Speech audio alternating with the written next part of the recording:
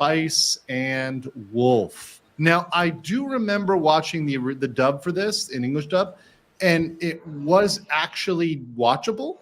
The voice actors they got are watchable, but because I want to just watch stuff and not wait a ton of time, I just watch subs, generally, and also because in general for anime, dubs are so inconsistent.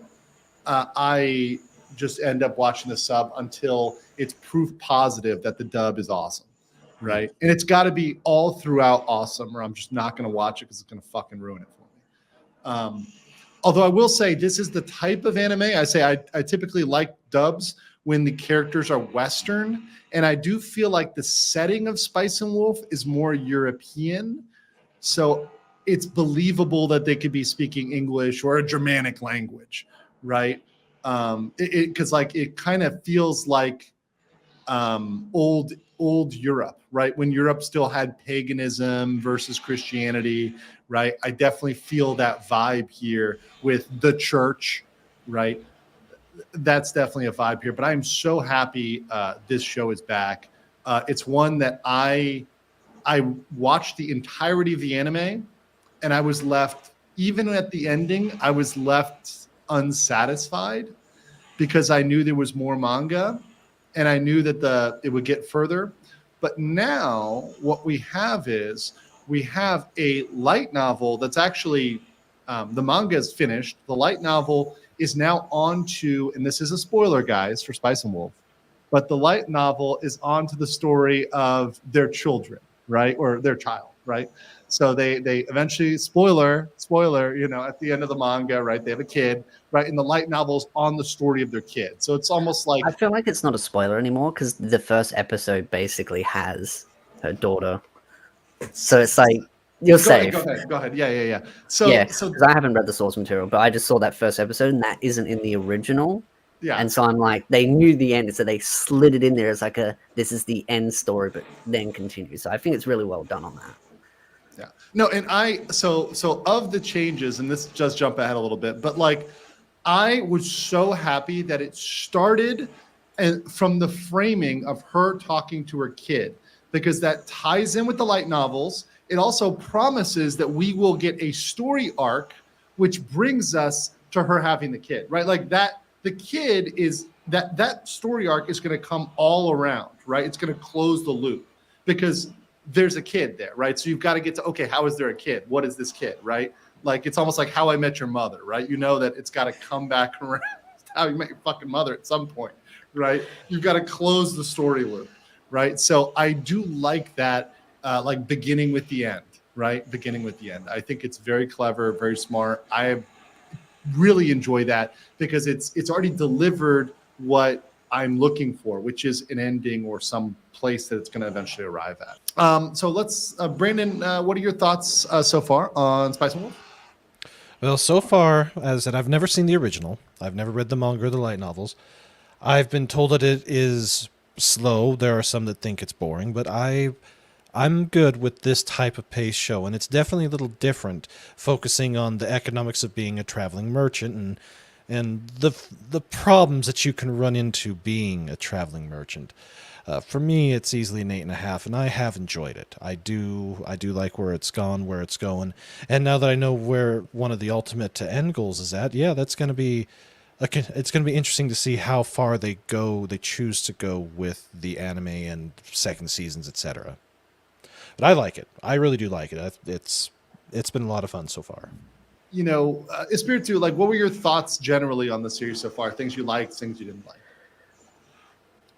I'm a filthy capitalist. I love my capitalism. So I am too. I love it. I love how it educates people on how money works, how trading currency, valuations, all that kind of stuff. Like, oh, you could buy an item that's worth 10 over there, but it might actually be worth more over there because of the trade value and the distances and the logistics behind it. And, well, they don't have wolf pelts over there, but they do. And they have apples, but they don't. So you have a trade value. And, oh, but they might have apples and fish. And so different valuations. And I really like that about it. I feel like if you like money, capitalism, and you want to learn more about how it functions, it's a great anime to get into. So I like to call it Capitalism the anime, just because it triggers people, even if it really isn't Oh, it's purely so capitalism. good. That is It's so just, yeah. good. Capitalism And the it does. anime. I'm gonna use that. In fact, that's gonna be like if we clip this out, like it'll be like Spice and Wolf, aka Capitalism the anime. That's Beautiful. And it's a perfect description for it. and you know what? Honestly, that's how economics class should be taught. And not enough people learn financial literacy.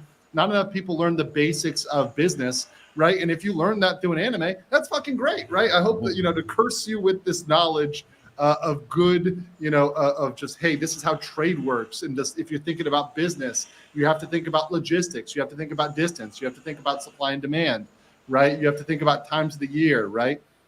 All of these things. And those are all very, very, very important. So some minor stuff, and this is just like first episode stuff I saw. There's a lot of stuff I like about it. For example, like I said, closing the loop, and obviously the new animation is still very good. They haven't gone full 3D and weird, which I'm very happy about. But they did change one or two things, and I'm like, oh man, I wish they didn't. Like, for example, in the original, there was this girl, Claire. I don't know if you remember Claire, but she was this very thirsty girl. She like wanted to, partner up with Lawrence. She was the one who got the last cut of wheat. So you become Hollow the Wolf when you get the last cut of wheat. So she got it. And instead of this like ho-hum guy, Yaru or whoever it is who gets it, who's kind of a forgettable character, it's this girl who's really into Lawrence, right? And like she gets the wheat and like runs away and like jumps in his cart and is doing all this stuff. So she's got more of a personality. She also tries to like sleep with Chloe, I think. Maybe it's Chloe, right? She was anime original, but she was good. And I liked it, right? And Claire, whatever. C name. She was unique to the anime, but she was good and she was a good change. This one is more faithful to the manga, right? But I did like that about that non-canon character, right? So I will say that's something that took out. Also, there were a couple of shots where it's clear that Lawrence is very lonely before he meets Hollow, and that adds to a motivation. Like he's talking to his horse a little bit more, which is sort of the crazy person thing you do when you're really fucking lonely. You're like talking to your goddamn horse because you have nobody to talk to. They took a lot of that out, right? He gives like one comment, but it's like passing, right? But in the anime, in the original, in the first one, he's talking to his horse for like a couple minutes, like talking to the fucking horse, right? So like that's a pretty lonely person if you need to talk to your horse. I mean, I talk to myself sometimes, which is the sign of a crazy person, but it does bring into that, okay, these are two lonely people and they kind of fulfill that other need that each other has, like Hollow's isolation and Lawrence as this traveling merchant. And the life of a merchant is one that like doesn't put down roots, and that leads to a really hard life, right? I identified that with like an expat, like living in another country, right? Like it's hard to make friends when you're nomadic or you move around, or I'm in one country for 6 months and I'm in another for 3 months. You don't have the same level of friendships, right? And to me, that's a little bit of element missing. Is it a critical flaw? No, it's just a little bit of like I noticed this, compare and contrast. But these are the type of minor things that, you look at when you're like, okay, this was an anime change, right? So is it better to change for the anime and to make it a little bit quote unquote better, or is it better to be faithful to the manga, right? And I know people feel different ways about that. Some people feel like the manga should never be changed. Like the anime should be like straight up with the manga. There should be no changes for the anime at all. I don't know where you fall on that. Like Espiritu, do you have like a place you fall on that spectrum? I'm kind of in the middle. As long as it stays core to the values of what the story is about, it doesn't bother me so much. Like if it changed like the whole fabric of like, oh, well, Hollow and Lawrence aren't interested in each other whatsoever and they always fight, like they change that core aspect, then I'd be like, okay, that's stupid. But if they change little things, I don't have so much of a problem, because at the end of the day, if you want what's core to the story, then you've got the source material.